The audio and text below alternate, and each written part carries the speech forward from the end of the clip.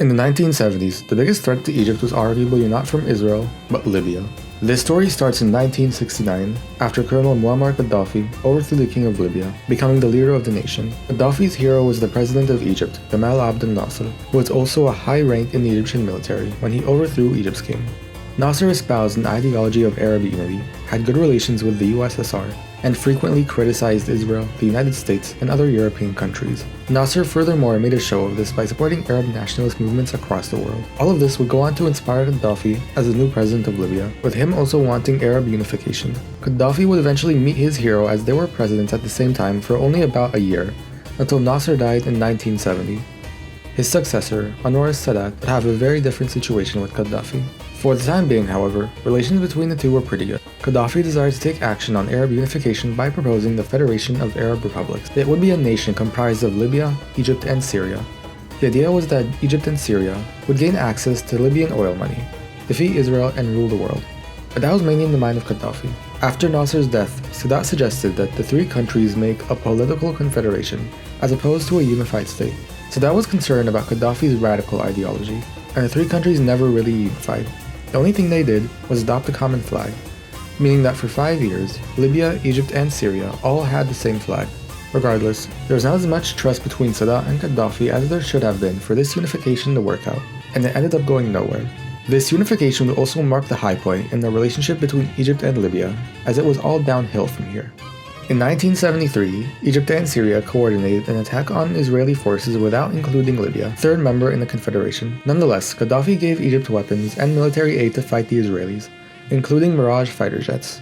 Gaddafi would be furious, however, when Sadat signed a ceasefire with Israel less than a month after the war started. That would be the least of his worries, however, when he found out that Egypt was actively pursuing peace negotiations with Israel. Peace negotiations were a big deal because in 1967, the leaders of Arab countries across the world signed the Khartoum Agreement, which stated that the signers will never recognize, never make peace with, and will never negotiate with the State of Israel.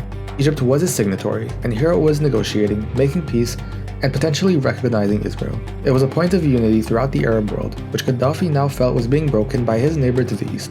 As a result, Gaddafi viewed Sadat as a traitor to the Arab and Palestinian cause, and would treat him as one. Sadat's decision to negotiate with Israel was more than just an end to the war in the Sinai, however. It was a shift of Egypt's international policy away from the Soviet Union and more towards the United States. This placed Sadat squarely at odds with Gaddafi, because like his hero, Gaddafi did not like America in the slightest. This was reflected in his very close ties to the Russians, purchasing from them weapons and bringing in Soviet military experts.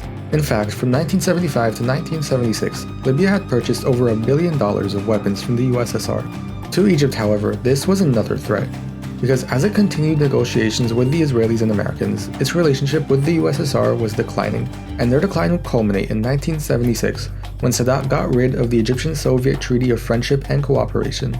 By this point, Sadat was on a tour of Europe, visiting Germany, France, Austria, and the UK. Meanwhile, Gaddafi was out in Cuba, meeting Fidel Castro. At the same time, Ethiopia went through a communist revolution and became a communist country, putting it into the Soviet sphere of influence. With Ethiopia a communist state, pressure was put on Egypt from all three sides. The first side was from the east, as the war with Israel wasn't actually over yet. The Israelis still occupied the vast majority of the Sinai Peninsula and could theoretically strike Egypt if it wasn't prepared or if the peace negotiations didn't work out. The second side was from the south, where potential Soviet actions could undermine Egypt's regional position, especially as the Soviets weren't really happy about losing such a strategic partner to America. Thirdly was from the west. Gaddafi was building up a nice collection of Soviet planes and tanks, and was condemning Egypt's peace deals and its new allies. Moreover, Gaddafi had close ties to the Russians, who as mentioned were not that friendly with the Egyptians. This three-side threat was reflected in how Egypt did not want to return to Libya the weapons it had borrowed to fight Israel in 1973.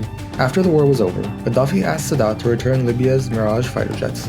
Sadat, however, refused, primarily because he wanted to keep the fighter jets just to be prepared in case the Israelis decided to attack again. Egypt's international environment certainly wasn't helping in this regard either. In order to resist the three-sided threat, Sadat sent his vice president Hosni Mubarak to Sudan and Chad to coordinate with them against Ethiopia and Libya. Chad had a border dispute with Libya in addition to issues with the Gaddafi government, and so did Sudan. In 1976, a militant group of about 1,000 people, trained by Libya, crossed into the Sudanese border and attempted to overthrow Sudan's president. Perhaps the Sudanese wouldn't have been as concerned if it wasn't for the fact that just the year before that, the same president managed to avoid getting overthrown by communist members of the Sudanese army. Suffice it to say, Sudan wasn't much a fan of the communists in Ethiopia or Gaddafi either. Tensions arose between Egypt and Libya, with Sadat and Gaddafi seemingly not liking one another. In a press interview, for example, Sadat said that Gaddafi was mentally ill. Gaddafi, in the meantime, was attempting to ruin Sadat's reputation and thwart Egypt's negotiations with Israel. In 1977, he organized a protest march from Libya to Cairo, but once they got to the Egyptian border, Egyptian forces stopped them and the protesters dispersed. What followed, however, will be a massive escalation. After the Egyptians stopped the protest, Gaddafi ordered a raid on the Egyptian border town of Saloum, initiating a war between the two. After the initial Libyan attack, the Egyptians counterstruck and pushed the Libyans back to the border town of Saad. The two countries exchanged attacks, with Egypt bombing several military sites in Libyan territory. The threat for escalation was real, as the feud between them had been growing for a while. Gaddafi saw Sadat as a traitor and likely wanted to get rid of him, and Sadat thought Gaddafi was a threat to Egypt. The Libyans had more money and an impressive military, but the Egyptians also had a well-sized military force that had seen combat experience from the Yom Kippur War. Nonetheless, it would be difficult for Egypt to take over all of Libya and depose Gaddafi, mainly because it just didn't have the capacity to do so, and was still technically not at peace with Israel yet. The same would be true of Libya, as Egypt was a relatively big country with an experienced army. As Egyptian bombing raids continued over Libyan bases, Gaddafi eventually mobilized Libya's reserve troops, likely in preparation for a bigger escalation. There were reports that Sadat would initiate a larger-scale invasion of the entirety of Libya in an effort to depose Gaddafi, but he instead declared a ceasefire. Even though they hated each other, neither side really wanted war, likely because of the geopolitical challenges mentioned previously. The Egyptian side saw itself as having achieved all its goals. It got rid of certain strategic Libyan military bases, with the goal of establishing security on the western border, and it humbled Gaddafi. Sadat demonstrated to Gaddafi that he could not challenge Egypt militarily, and that he shouldn't try to do so politically either. This served once again to secure Egypt's western border. For Libya, even though they did have losses, the fact that they were able to resist a larger Egyptian military attack motivated them, and it made Gaddafi more likable throughout the country. The war was also important for the other surrounding powers. Egypt was and is the largest and most influential Arab country.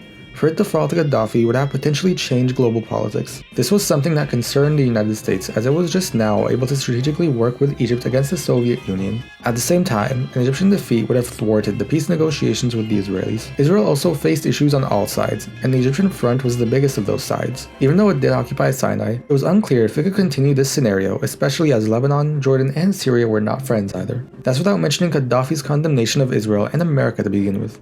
In Libya, Gaddafi would become a more polarizing and controversial figure, especially with his fervent anti-American stance and his openness to use plots like he did by sending militias to Sudan or protesters to Egypt. Gaddafi would go on to use similar methods to champion African and Arab causes across the world. As Egypt became a more friendlier country to America and less friendly to the USSR, it would be put at continued odds with Gaddafi. Its peace settlement with Israel would also see it kicked out of the Arab League for 10 years, a major turn for the country that produced Gamal Abdel Nasser and inspired Gaddafi. Relations between the governments in Tripoli and Cairo were cut off after the war and wouldn't be re-established until 12 years later in 1989, 8 years after Sadat died, and when Egypt was welcomed back to the Arab League.